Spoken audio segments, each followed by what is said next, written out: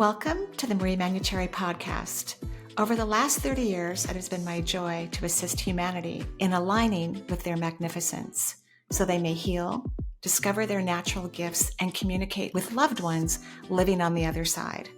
May you also experience delight while we dance in the powerful, intuitive world of energy. Let's get going. Welcome to where energy meets the divine. Today, before I answer questions, which I hope will give you answers to your own life, even if you're not the one leaving the question, I would like to discuss letting go, releasing judgment, and really the overall power of the surrender. I think surrendering throughout one's lifetime is critical for growth of consciousness, to gain a new perception, definitely to attract desirable solutions to anything requires surrender. And I don't think, at least for myself, especially on big topics, it's the easiest maneuver to make to learn how to surrender. When you surrender, which for most people means they've tried everything, and there's a topic in their life, they've tried everything, they've done everything they can, and they actually, a lot of people still think there's more they could do. Like they're out in the backyard, as a metaphor, digging up rocks is it down here? Is the solution down here? But we can get to desirable solutions a lot faster, quickly, if we surrender. And if you practice surrendering, getting out of the way, you will allow yourself to get comfortable with the experience and see the positive outcomes that come out of it, that you do it much faster, quicker on any topic. It's a power move to let go. And so when you let go, you stop judging the situation. You stop judging people that are connected to it, whether it's personal, like it's truly happening in your life, or it's something happening out in the world. And I know it's not the easiest activity, but it is a shaker for your consciousness. The seventh chakra on top of the head is our connection to spirit, God, source, spirit guides, your higher self. Anything in the multisensory world is connected to the seventh chakra. And then from a human perspective, it covers or connects to all of your skin and your neurological system. So it's powerful, right? This beautiful connection we have to the divine. Now, the divine doesn't judge anything.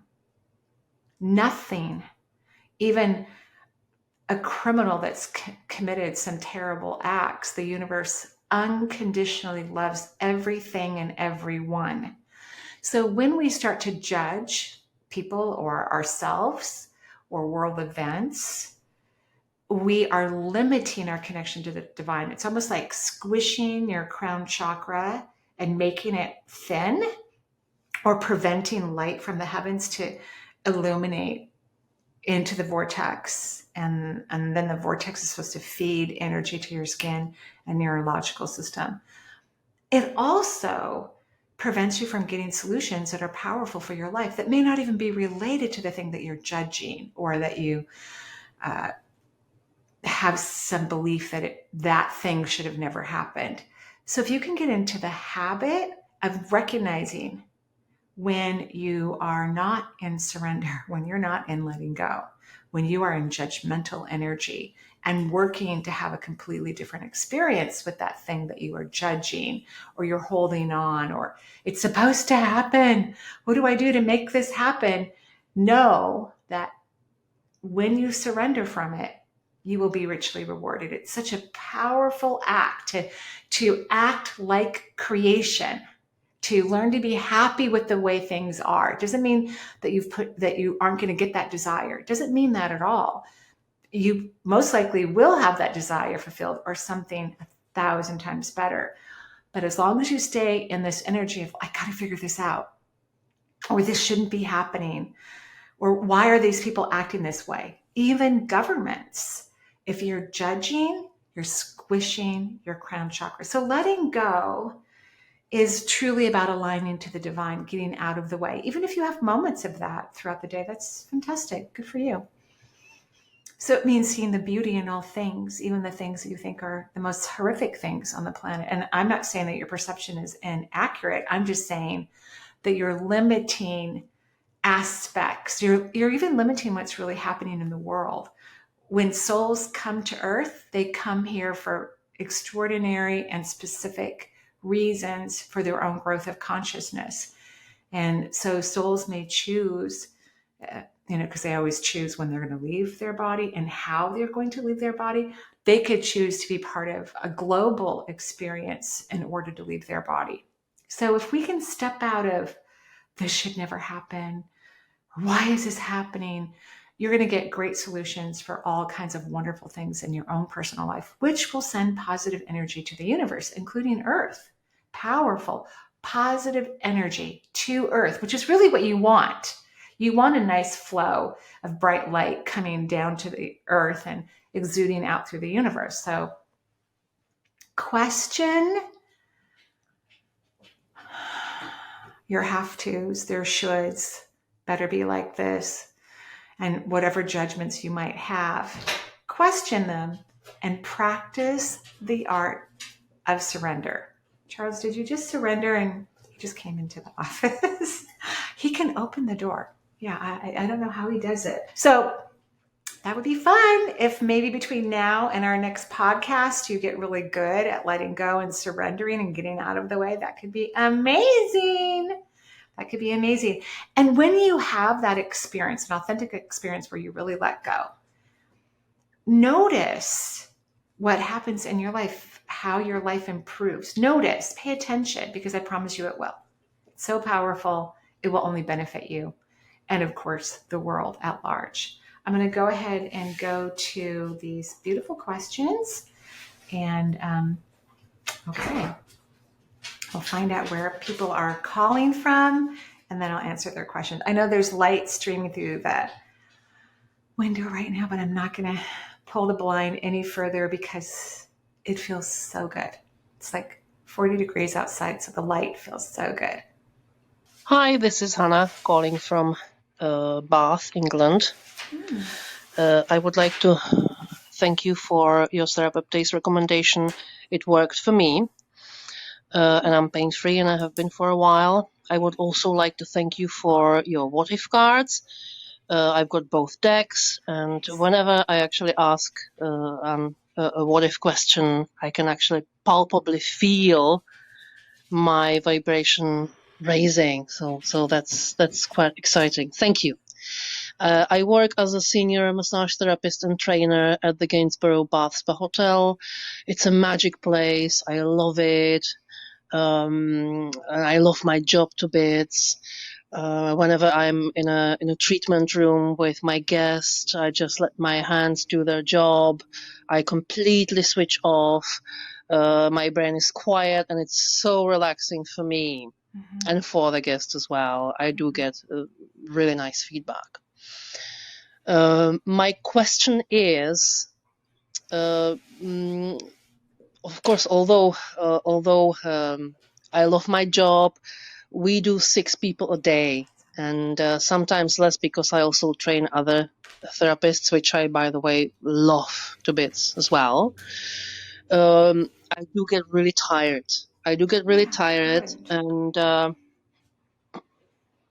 And just to add to the picture, I've also been a Reiki master for about 10 years. And I do think that a combination of a massage and some energy work is ideal. Lately, I've been having this feeling that it's kind of drawing me to do more energy work, but the thought or the idea hasn't quite crystallized yet. So I would like to ask you for your insight. Yeah. And what my spirit guides have to say. And now I'm just being curious, how many spirit guides do I have? So thank you very much. Bye-bye. You're welcome so much, Hannah. And thank you for the beautiful work you do in the world. I think you should start your own practice. You can call it energy medicine plus massage, or Reiki/massage, or something really fun and creative that's really near and dear to you. when I came up, because I used to just call myself a Reiki master when I began my practice, and then I came up with this term, energy intuitive. And I remember writing to the man who took care of my website a long time ago, and he goes, I go, could you find the URL for energy intuitive? Because I'm sure that's taken. Nope, it was not taken. So that's why I have it. So I would highly, highly recommend that you come up with a phrase or a sentence or words for your new practice. I think you should open your own business. You could work out of your home. It doesn't have to be complicated. You could still do some training at the hotel, maybe do 1 day a week at the hotel. But I agree with you. 6 is too many, too many. And I think you'll just have way more fun. I also think you'll get paid more. Skilled energy workers, and then you add massage on top of it, is a desirable experience to have. So, because I know you're only getting a percentage of whatever the hotel is charging. So maybe you make that your fee and you get all of it. So that's what I think. You have 7 spirit guides. That means you think too much, you analyze, you process too much. It's also the most spiritual number in all of Earth. 7 is. So it has positive aspects, but just to keep in mind, you might wait too long before you choose to do something. And 6 is too much. So start your own business, start your own practice. It will help your intuition. You'll get better and better at it. And you'll be able to provide intuitive insights for your clients. But because you're doing energy work, you're also healing them medically, which is fantastic. So good job. Thank you. Hello, Marie. My name is Donna. I do have a question. I am now 60 years old, and I can't seem to drop weight. I seem to just keep gaining weight. Is there any insight that you can see? I would be very grateful if you can help me along my path of getting healthy again. I'm starting to feel my health is starting to deteriorate, not in a rapid fashion, but it's just the weight, which adds on to, joint pain, etc. Right. And if any messages from my mom, she's passed over in 2018, and I miss her dearly. I do have some gift of mediumship. I've had my brother who's passed, who's also come to visit me, and I knew when he had passed, when he lived in India. So I appreciate if I do get my questions answered. Thank you so much. You're welcome, Donna. Hormones. You need to go have them all checked by a natural path. Not that there aren't great allopathic physicians, but a lot of modern medicine MD doctors check your hormones and go, yeah, that's normal for your age. Well, we don't want that. We don't want your hormones to be like they were in your 20s, but maybe we want them like they were in your 50s. Which will decrease joint pain. And the male hormone for women reduces weight. I know. So that's what I would recommend that you do. And consider taking serapeptase if you don't take any blood thinners. And of course, ask a practitioner, because I don't know what everybody's taking in terms of pharmacology. So make sure you ask a practitioner. But serapeptase is great for joint pain, 120,000 units per day. Yeah. It's a different unit the way they measure it. And serapeptase is a calorific digestive enzyme. So it gets rid of proteins that are stuck in the joints, and it has a positive effect for reducing joint pain. Yeah, it's quite remarkable. It can also break up adhesions and other problems that could be existing in the body. So that's what I think. Regarding communicating with your mom, you just have to get detached. You miss her so much, so that lowers your vibration, because she wants you to have the experience with her. That's what she's waiting for. But you have to get happy. So get your mind on a different topic, get your body really joyful, and then say, Mom, I'm ready. Let's connect. Let's have a conversation. She will love it. She will absolutely love it. Okay, thank you so much. Hi, Marie. This is Jeanne.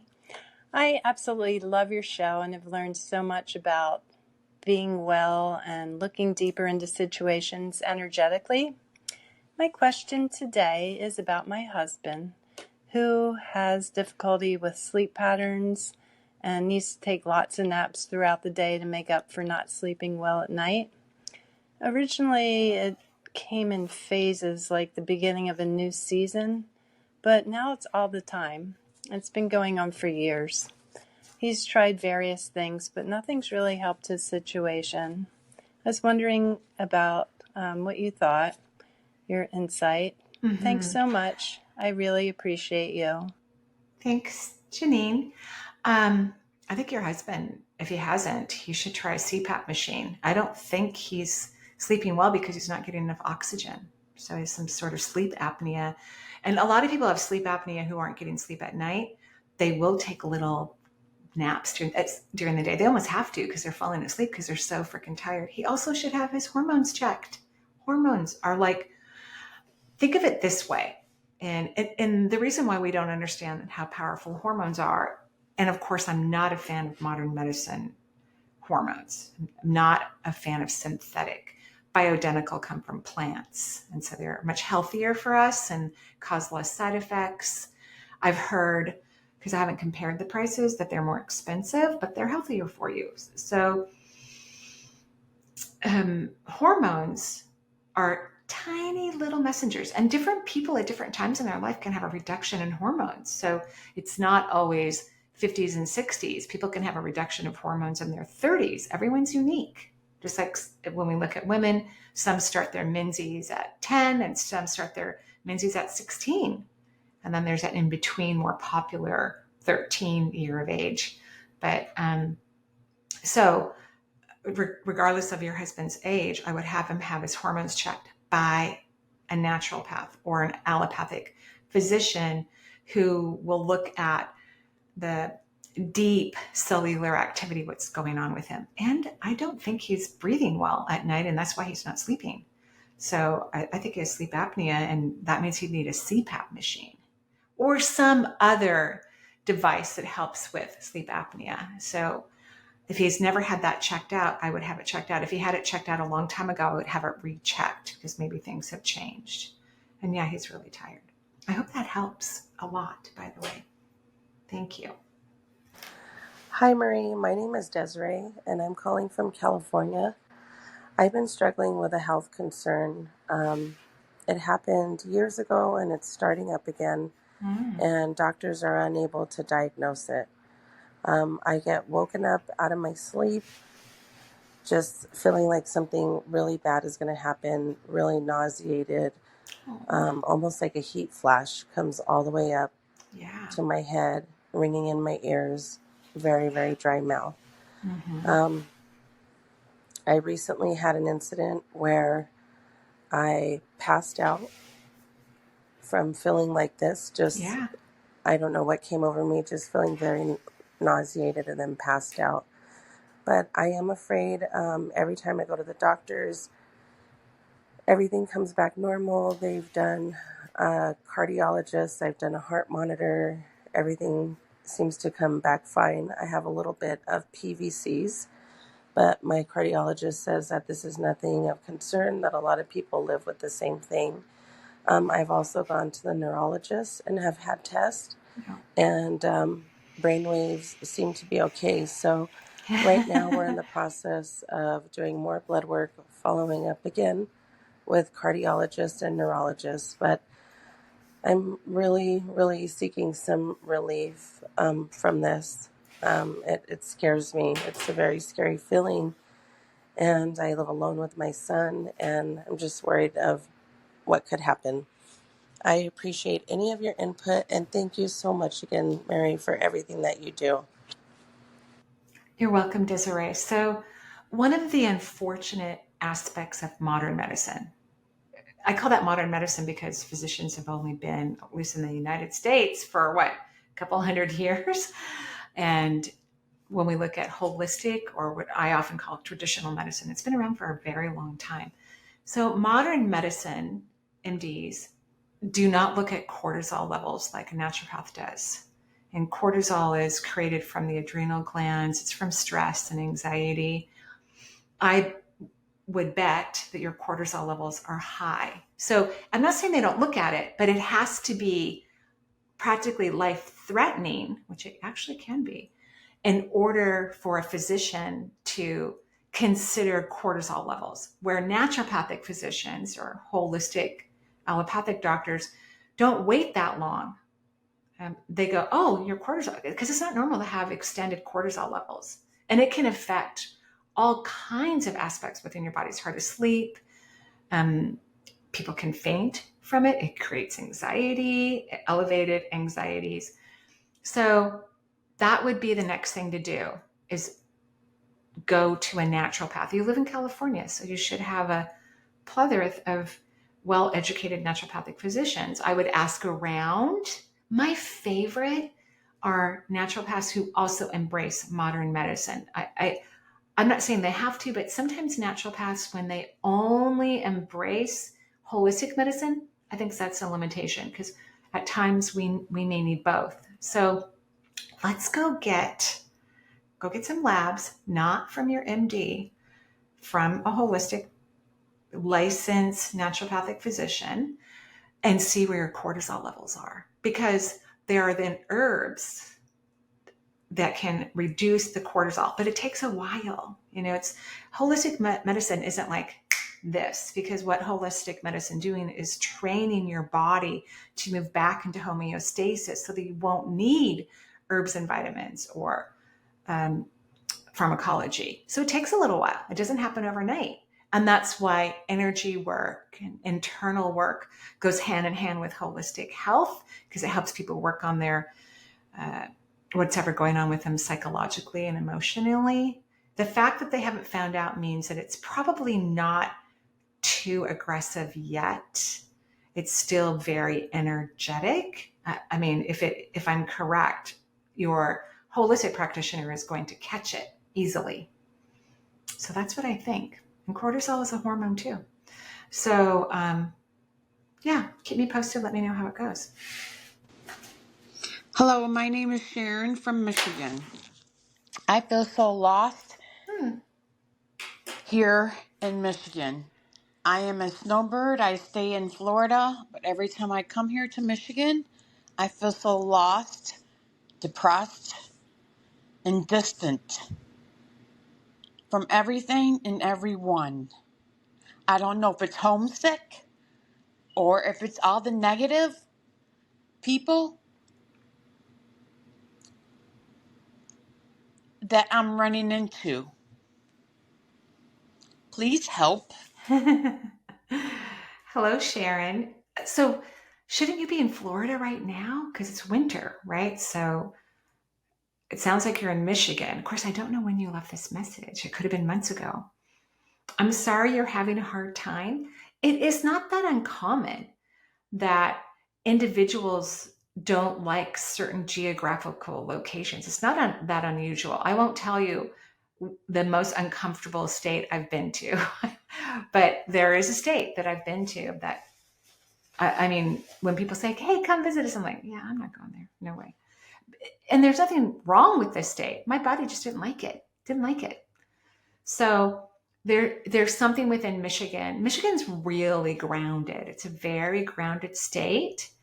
And so there's a simplicity to groundedness where it's not super complicated in my mind. Like there's a delicious kind of home energy towards Michigan from my perception, even though I have not visited that state in this lifetime. Florida is a lot airier, right? People are obviously more active. They're outside more because of the weather, although it can get really hot there. So you don't like the groundedness. You do not like the groundedness of that space. What I would recommend that you do is to really get comfortable with grounding, being in your body. I think what happens is when you're in Florida, your energy goes outside of your body, right? So, and maybe not all of it, but a percentage of it goes up because you're feeling the air and the sky, and, probably people are in a good mood. At least they are in Seattle when the sun's out. They're very happy. And so you have this pattern of not really staying present in your body, because you want to be present in your body. It's healthy. And then you go to Michigan and you're kind of forced to be in your body. Like you get grounded and you don't like it. So what I would love for you to do because I don't think you're happy being present in your physical form. You don't like it. You want to kind of escape. It's kind of a defense mechanism to have your energy escape outside of your body. So now you may not be in Michigan right now. You might be back in Florida. But next time you go to Michigan, get curious about being in your body. When you're in Florida, pull your energy in. Think about your feet. Wiggle your toes. Feel your glute muscles. And see if you could start to enjoy being in your body in Florida. And then maybe when you head over to Michigan, you'll get comfortable with being in your body. But you don't like to be in your body. I hope that's helpful. Hi, Marie. This is Carlene from New Jersey. My question is this. I've recently opened up to channeling, and I know I'm supposed to create a business from this as I will also incorporate healing into my channeling. Great. However, I feel I need to practice in order to gain the confidence necessary to begin charging for services. Yes. I have practiced on a few people with great success, but how do I go about finding more of those willing to participate with me? Any guidance you could offer would be most appreciated. Thank you. You are a vessel of light in this world. Take care. Thank you, Carlene. And I agree, practice is so crucial. When I teach classes, you know, I have students go into breakout rooms because I teach most everything on Zoom, which, by the way, I have a self-love class coming up in April. It's on the website right now. It's 8 weeks. It's going to be fun. Very fun. And then I have an 8-week class. It's not quite up yet. It's going to be about translating intuition. So 8 weeks about learning how to translate. This is for everyone. Carlene, not just you. So I would put a notice up on Facebook. I would tell everyone that you run into, hey, do you know of anybody who needs some healing work? I'm a channel, or whatever words you're using to describe yourself that feel good to you. And I'm offering free sessions. And then once you've done that for a while, let's say, however months you feel is appropriate, then maybe start charging, but half of what you would normally charge, and keep the practice going. Because the more practice people have, the great work they do, the more they understand how their body works in the multisensory world. It can be very fulfilling and very effective to practice. I believe I practiced for 6 months. Of course, I worked in the hospital. I was paid an hourly wage as a nurse, but I laid hands on patients for a year to 18 months before I started a free practice at home. Right. So I think it's a great idea. Put something on Facebook, tell everyone. Maybe there are some lovely grocery stores by your house that have bulletin boards whenever you see one, maybe at bookstores or gym shops, or just go for it. The universe will happily give you many, many future clients. A great question, by the way.